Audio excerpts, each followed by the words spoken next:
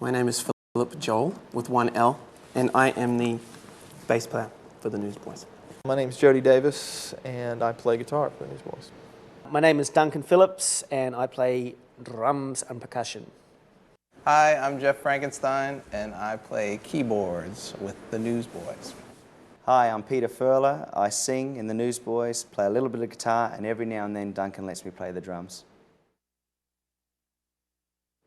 We've always felt like we were a basketball team or something that has to take on the world. You know what I mean? When we go and play concerts, it really is about, it's never been, I don't think, about anybody in the band about self-promotion. It's been about, we're kind of in this together. It's like we've gone through tours together, we've gone through tragedies together, and so it's something that those things haven't, where they might, with some, unfortunately, strike and send everybody their separate ways. With us, it's just made us huddle closer together, and I think that that's why it's a daily thing. I think we take that one day at a time, and I would hope that people that would hear our music, that understand what we're about, may sort of walk away a little differently than when they came. I would definitely hope that. I hope they would feel something, something that I can't create, and something that God forbid I ever try to create. And I hope they just sense that and see it. But in the end, it's not our responsibility to try and create that thing. For us, it's our responsibility to seek first God's kingdom and to love one another as we want to be loved, and to treat our wives as Christ loved the church. And these are all tough things that seem to take up enough of our time. I mean, being in a band was good practice for being married, because you really have to learn how to compromise and really give up what you want and do things for the greater good of the relationship. And but luckily, man, I learned so much from the other guys in the band. I don't know, we haven't really talked much about the other guys in the band, but these guys have been my family, for the last 9 years. I've spent pretty much every day with these guys. We know everything about each other, and they've been. I'm the youngest guy in the band, so they've been. Some have been like best friends. Some have been like bigger brothers to me, and it's just been a great learning experience. And they accepted me as one of their own from day one. It's been amazing. Yeah. We've always been guys that really wanted to remain true to who we were, and we've often talked about this and said, we do what we do, and if it goes in a certain direction and we go start getting more play in this area, on this radio station or whatever, great. But we made a decision not to seek after it, because I think really as a musician, no matter who you are, you just got to be true to who you are.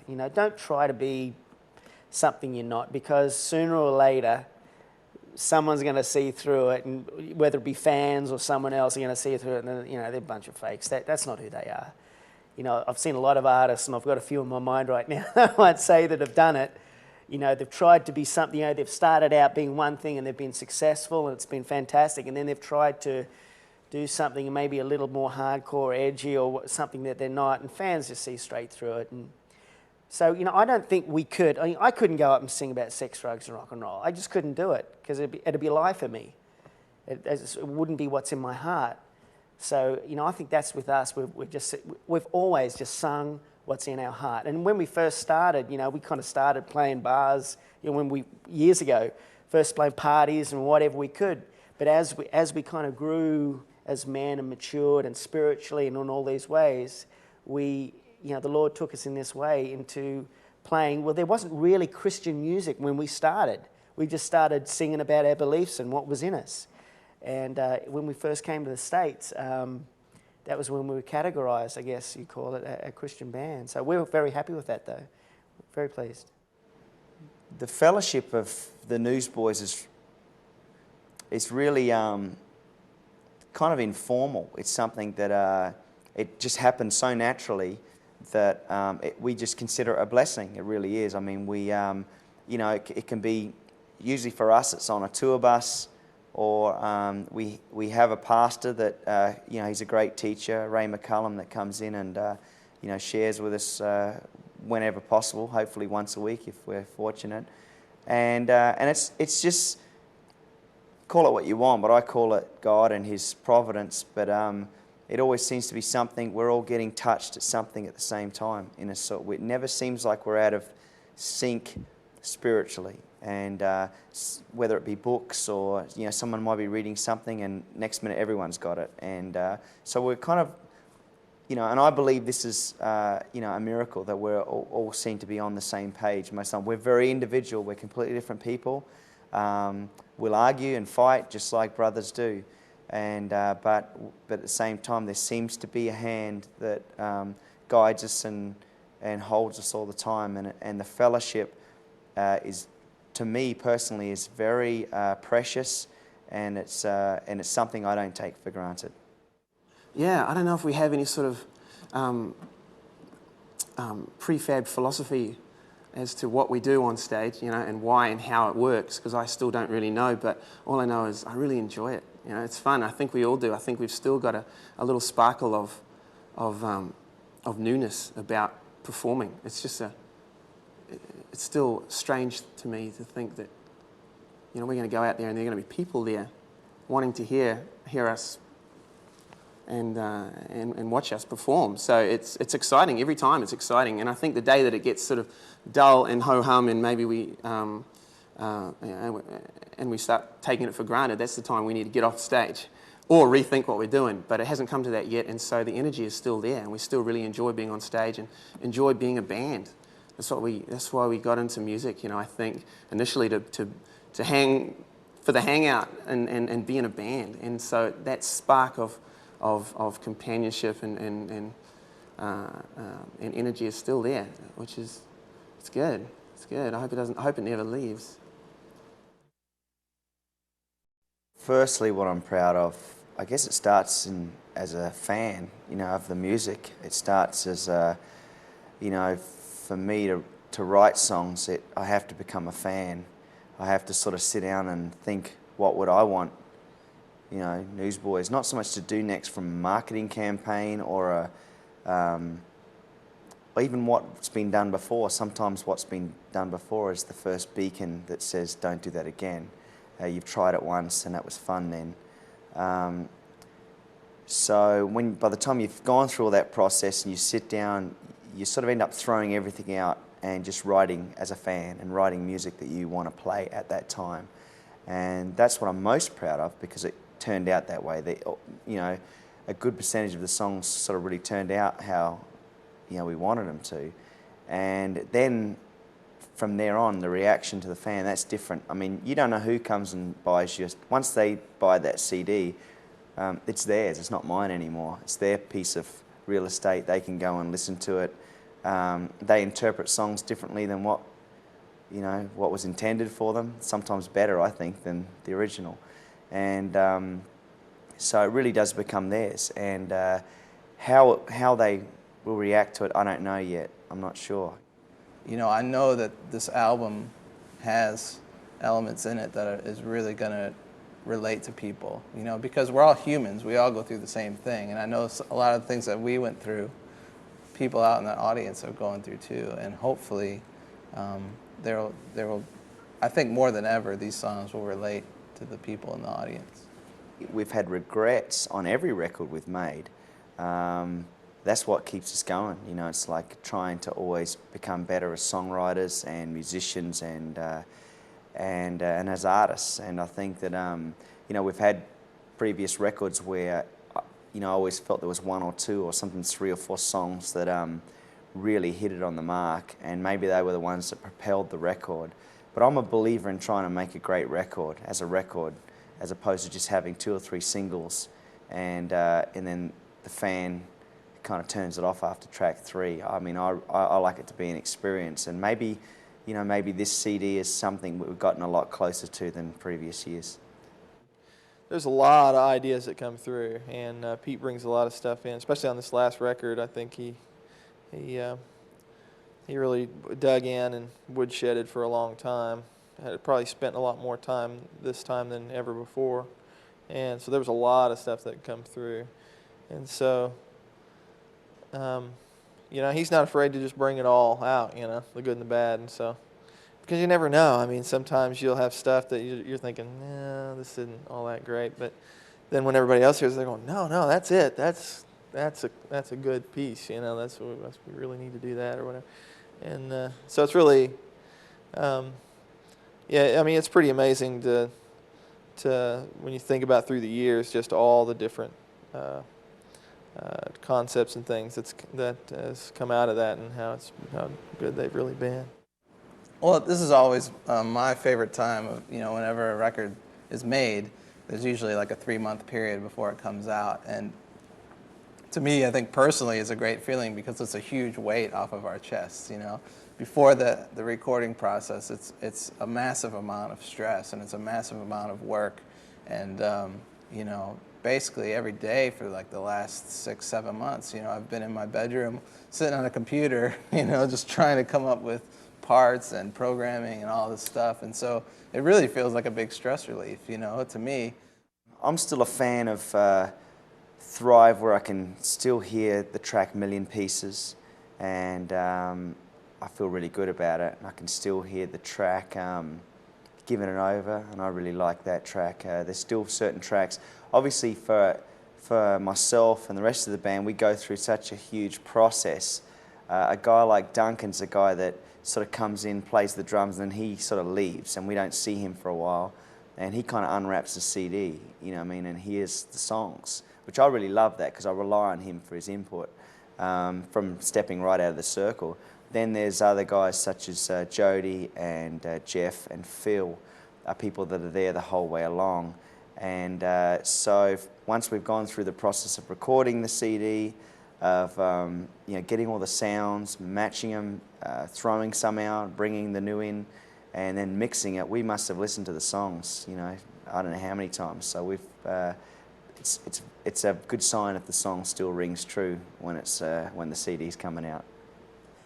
Well, I think the Newsboys is a musical unit. I mean, I'm really excited about the future. I mean, we've had an incredible past, and I think when you start writing records, you write it from a very, you know, childlike perspective. But as you grow, you know, you do start to write better songs. You start to understand what works and what doesn't.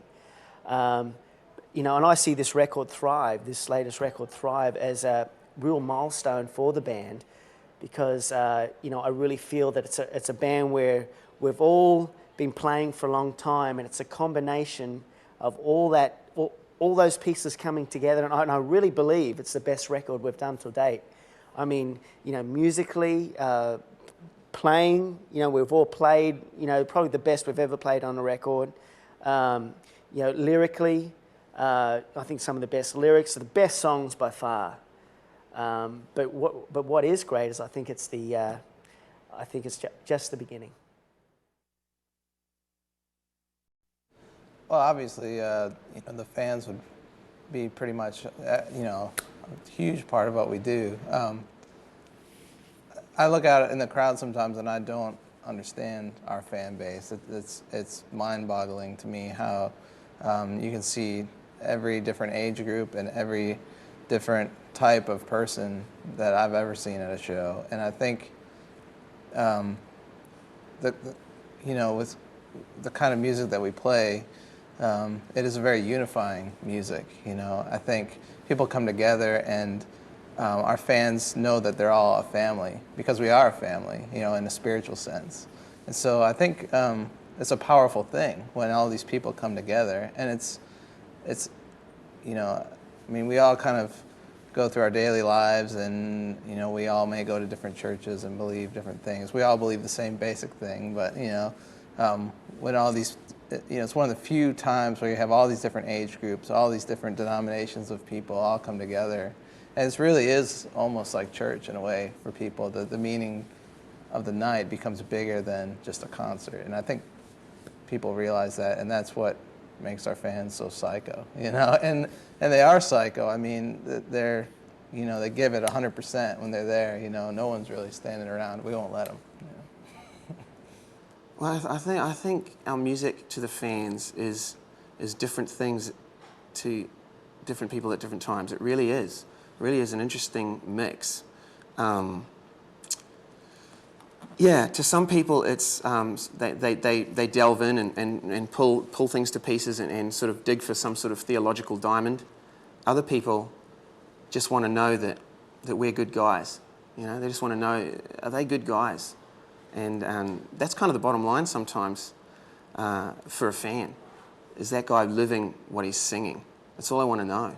And if he is, then thank goodness for that, because maybe I can do this too.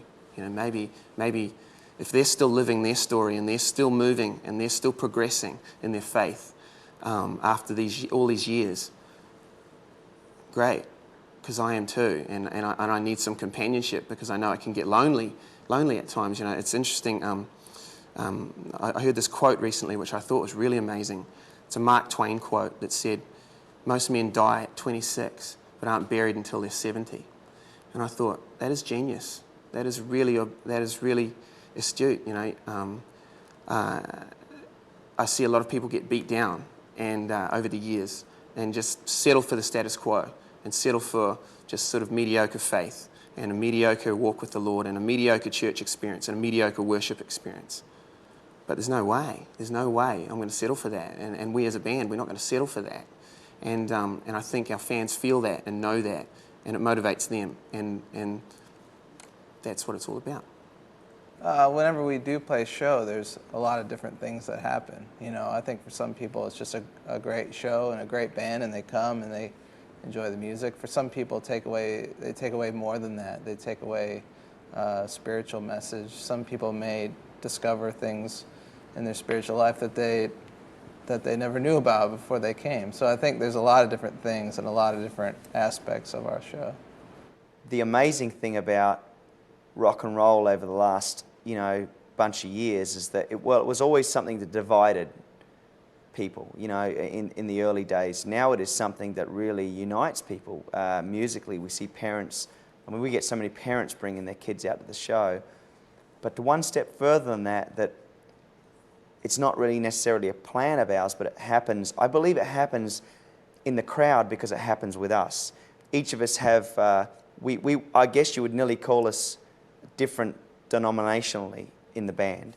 But yet when you come to these shows, there's all these different denominations all together under one roof. And they may not even know it, I'm not even sure. But we've tried to keep our venues something that is, neutral ground, if you want to use that term. And it creates this environment where you have all these different denominations coming together under one roof and this massive amount of unity. And I think they leave their baggage at the door. And I think it's because we've left our baggage at the door. It's more, there is a higher purpose than just what we believe about predestination or Catholicism or whatever it may be that's your bag. There's a lot of times behind all them things can just be yourself, and we must get rid of ourselves. And so to get rid of ourselves puts Christ first. And when you put Christ first and only Him first, there is unity. And I think that's where it's never anything we've planned on purpose. It's just happened naturally. But there's so many different denominations that are out at each one of our concerts. And to me, that's a success more so than gold records. Every day is a challenge, you know what I mean? I think,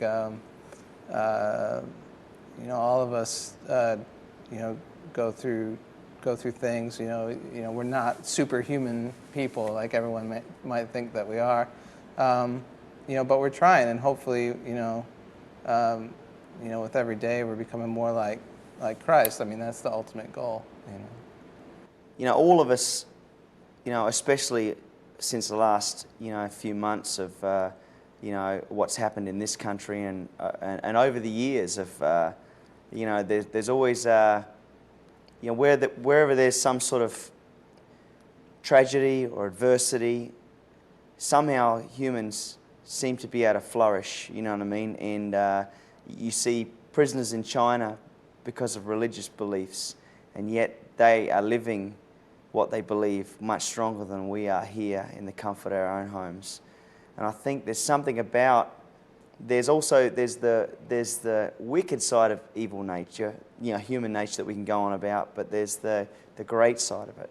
And I believe it comes from somewhere. I believe that when we see signs in creation, whether it be the ocean or the trees and the turning of the seasons, and if we stop and look and take notice of them, which we don't, because many times I myself, I'm so caught up in, and just sort of getting by, you know what I mean? Just it's not so much taking even one day at a time, but we can be so worried about college and about car payments and about what we're going to do for the rest of our lives, and yet that didn't matter to these people on September 11th even, that got into cabs and kissed their families goodbye, drove, got to buildings, and then all them college degrees and all them mortgages and all them dinner appointments and all them things didn't mean anything anymore.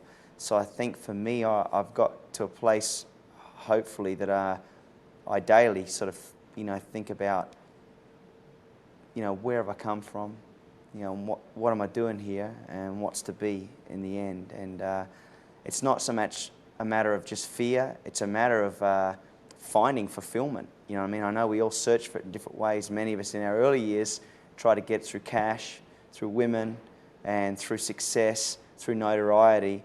And all these things do have merits, or they do have some remnants of joy for a season. But I think it's remnants as in like a shipwreck.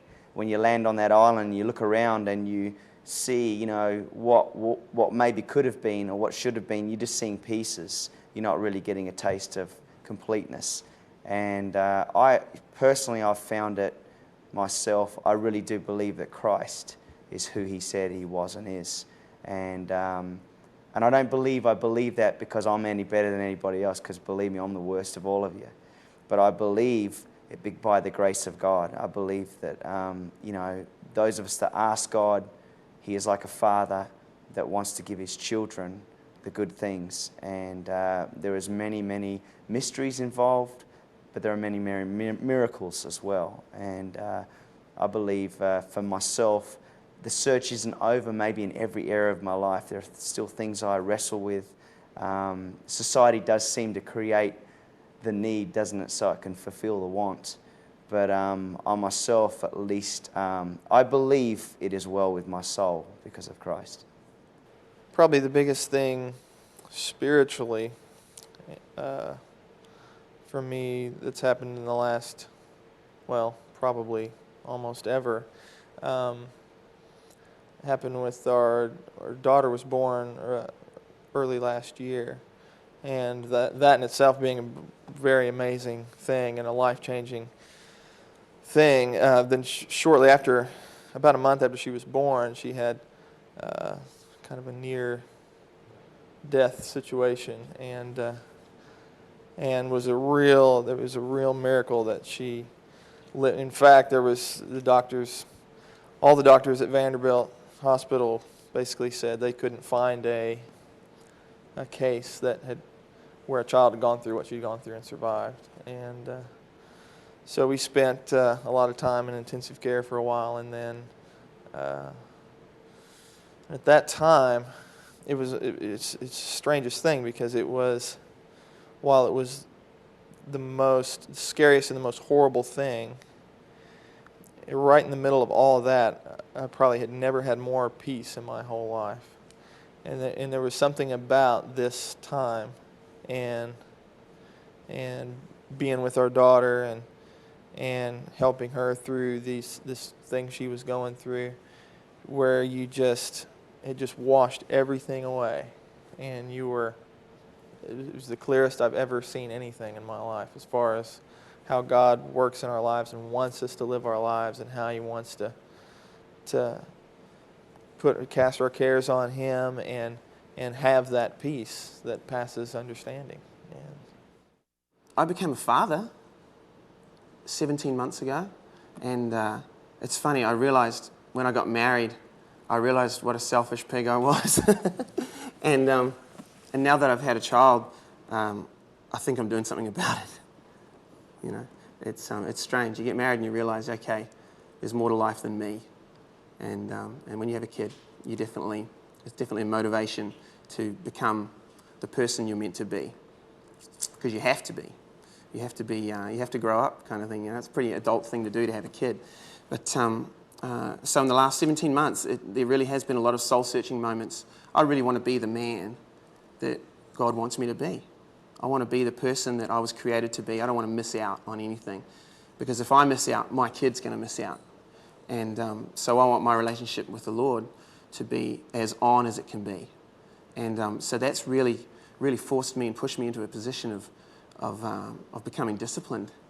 I've really learned a lot about discipline and about seeking the Lord and about trusting Him and about really pushing in, because I'm a bit done with myself. I'm a bit sick of me. I'm a bit sick of my sort of ideas on how things should work, and my selfish ambitions and my dreams. They've kind of lost their shimmer a little bit, and which is good. It's about time. And I think that the birth of my daughter has really sort of been the catalyst for that. And so thank you, Finley, for that change. I think spiritual awareness can come through, life experiences, such as, I was recently married this last year, and when you get married, you learn a lot, think about yourself, and I think the marriage was created by God, and I think He planned it, and but you really realize how selfish you are, and how, I think it's, in a spiritual sense, you really have to give up what you want and really humble yourself, and that's been an amazing thing. And it's also been an amazing thing how God can bring two people together, and it's just been unbelievable. You realize, it's just, I don't know how to explain it, actually. I'm not even going to try. Talking about being, having a spiritual milestone, I guess, in my life. It sounds weird, but the day I got married for me was it was a spiritual experience for me, because for so many years I'd strived to better my craft as a player, and we were touring and working very, very hard, and I used to go out with some girls here or there, but it was funny when I got to a point where I said, you know what, I'm not going to try to chase after this anymore. I'm not going to go date anyone anymore. I've had enough. Just God, you do what you do, and I'm just going to become the best drummer I can possibly be. When I got to that point, my wife came along, and the day I got married, it was such an incredible thing for me. It was just like, finally, I had this sense of completion, and it's an ongoing thing, of course. Anyone who is married, and it's not always easy, and it's not always a bed full of roses, but I know that I'm much more of a complete man now than I was the day I got married, so to speak. A spiritual event that there hasn't been one thing that's defined, that's changed each of us individually. It's been lots of things. There's been lots of... it's like Jacob was somebody that was a Bible character who wrestled with God, and he was touched on the hip. And he was somebody that he never walked the same again. And each of us, I believe, if we're blessed, we have these moments, and they're moments that we don't ever walk the same again, and we walk with a limp, or it's like we see it in the events of September 11th. We see people's lives change forever. We see it in young children that are born blind or go blind at the age of 12, that they have a special gift that goes further than those of us that take for granted our eyesight. And we see it in, we see it at funerals, and we see it in weddings, and there is something special that happens when, calamities come into our lives. What we do with that adversity is really the decision that's the most important. And for each of us in the band there, it's just all sort of happened at once. There was many, many things, some of them sort of too personal to talk about, but there were things that would, that changed us. For myself, it was it was realizing my fallen nature and myself, and being a product of, being a product of this system, how we can offend each other, and we can be so offensive, and protecting ourselves and our rights, and believing that we should be happy at any cost, even though it may cost others. And I don't think that's what happiness really means. I don't think that's what justice is. And learning to not try to change the world or other people, but to be the change myself by the grace of God that I would like to see. I think the significance of the band recording this release of Thrive at the Rock and Roll Hall of Fame is, well, for me personally, it's this a sense of history.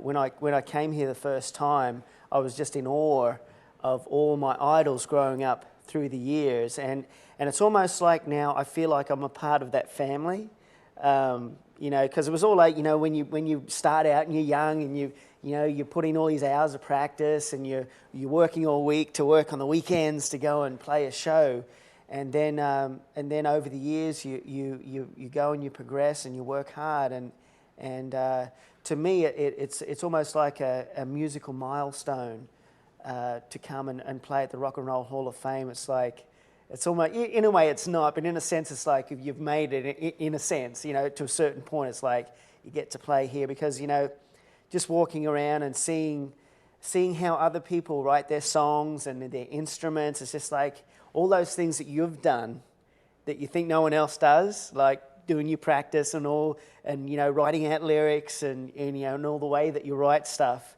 And then you see like your John Lennons and all these incredible songwriters that have done stuff exactly like you have. So it's just like, oh, okay, well, maybe I am a part of this family in some way. So yeah.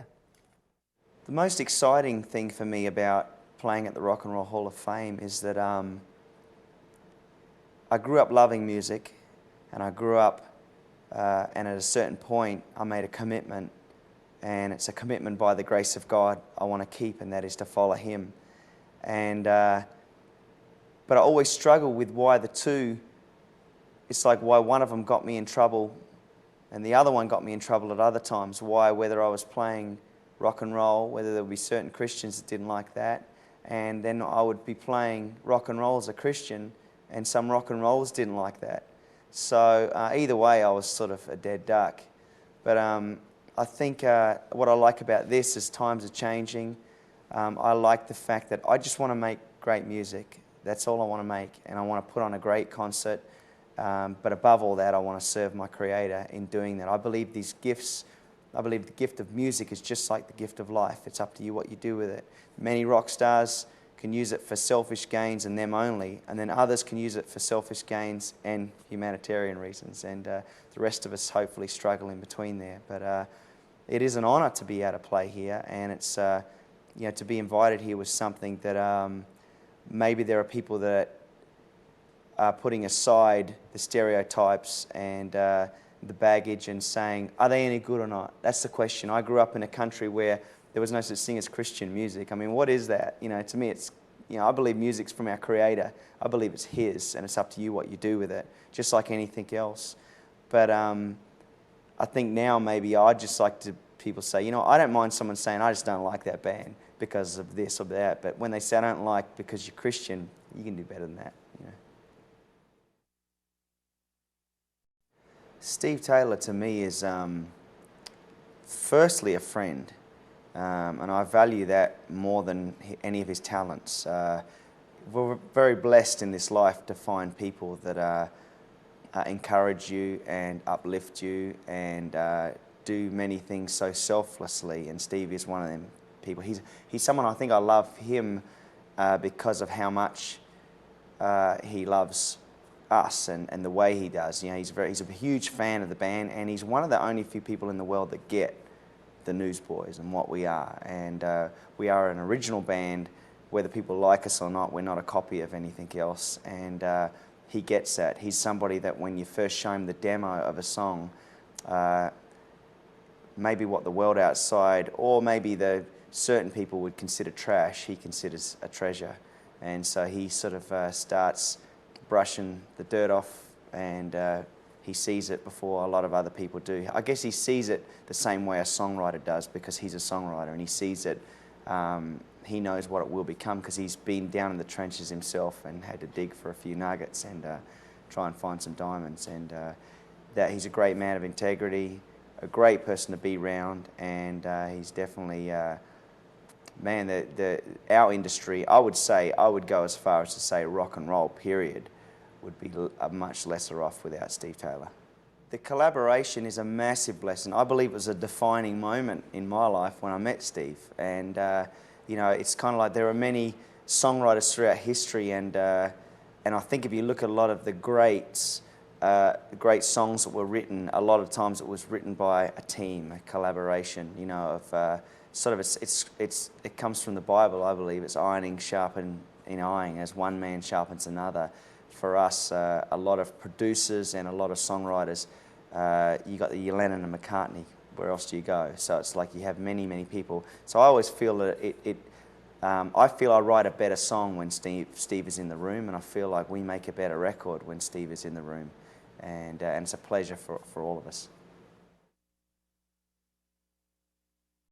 Creating the songs for the Newsboys CDs consists of usually myself. I go home and have a little concert at night by myself. You know, I'm just there, and I have some samplers and guitars and keyboards. I get inspired by sounds, and so sounds to me bring out melody. And so usually I sit down, and I'm a drummer at heart, so I come up with sort of some sort of rhythmic aspect to the song, and then I you know, get the basic melody down, and then sometimes I'll have a chorus lyric or an idea, usually the concept behind the song, and then I'll go and burn a CD in this modern age and put it in Steve's mailbox, you know, and he comes along and gets it out and calls me the next morning, and usually is a confirmer again, you know, confirms what I was hoping, that we're onto something, and he takes it from there, and we both sort of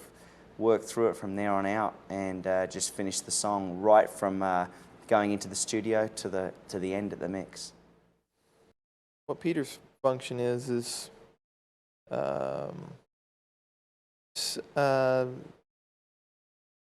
probably the main visionary. I mean, he started the band originally, and he's the one who's really, more than anybody, just always thinking about, well, let's see, how can we do this better? What can we do here? He's always, you know, it seems to always be in the forefront of his mind, and you know, I think we all play a more sort of supporting role to that. I mean, of course, everybody has ideas and concepts, but you know, he's kind of there to kind of sift through everything and grasp the gems out of all the ideas that come through. For me, in my role in guitar and in the Newsboys sound, for me it's almost been more of knowing when to stay out of the way. You know, it's like play, you know, letting the focus be in the song, and then just trying to work things in that for one thing, sort of trying to make everything a little bit of a hook, but not to take away from it, from the melody of the song. I'm kind of in the back, so you know, me and Duncan, we call ourselves the backline brothers. You know, we're kind of the second line of defense if the front line fails or kind of falls apart. You know, we kind of you know, we're kind of busy back there. We're not, you know, right next to the fans as the other guys, but you know, we have a good time. We look at each other and crack jokes and laugh. You know, we have a good time. So.